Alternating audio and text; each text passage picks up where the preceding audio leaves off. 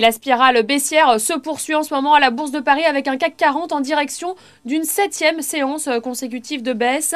L'indice qui teste en ce moment la barre des 2800 points. Et Goldman Sachs soutient le dossier AXA aujourd'hui dans un marché encore déprimé. L'analyste vient d'intégrer AXA à sa liste de valeurs favorites.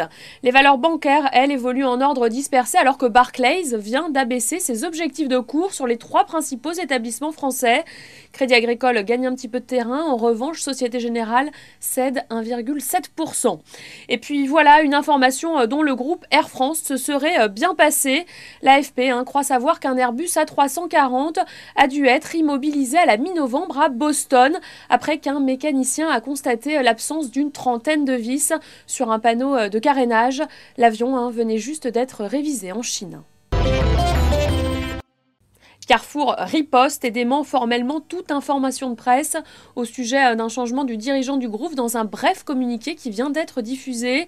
Dans son édition du jour, Le Figaro croyait savoir que les principaux actionnaires de Carrefour, Groupe Arnaud et Colonie Capital, auraient courtisé Georges Plassa, l'actuel président de Vivarté, pour succéder à Lars Olofsson.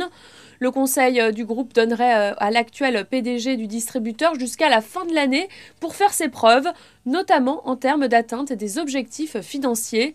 À la mi-séance, le titre Carrefour est stable. Depuis le début de l'année, il cède près de 45%. Voilà, c'est la fin de ce flash. Prochain rendez-vous à 18h pour le point hebdomadaire.